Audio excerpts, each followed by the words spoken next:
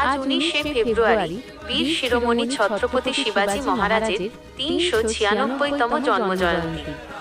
ভারতের ইতিহাসে তিনি কেবল একজন রাজা নন, বরং সাহস, কৌশল এবং ন্যায়ের এক জীবন্ত প্রতীক।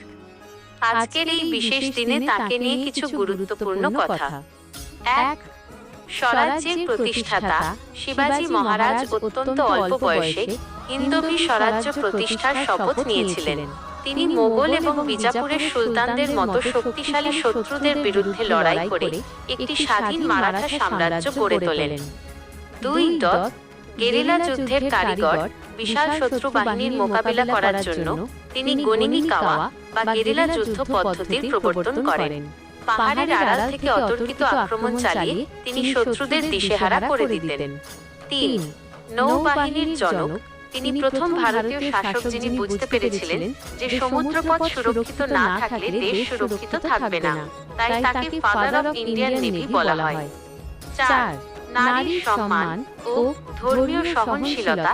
তার শাসনে নারী ও শিশুদের সুরক্ষা ছিল সর্বোচ্চ অগ্রাধিকার। যুদ্ধের সময়ও তিনি শত্রু শিবিরের নারীদের অমর্যাদা করতে নিষেধ করতেন। এছাড়া তিনি সব ধর্মের মানুষের প্রতি ছিলেন অত্যন্ত উদার। ৫. কুশলী প্রশাসক। তিনি কেবল যুদ্ধই করেননি, রায়গড় দুর্গ থেকে এক সুশৃঙ্খল প্রশাসনিক ব্যবস্থা পরিচালনা করতেন। কৃষকদের কল্যাণ এবং ন্যায় বিচারের জন্য তার শাসনকাল আজও আদর্শ হিসেবে গণ্য হয়।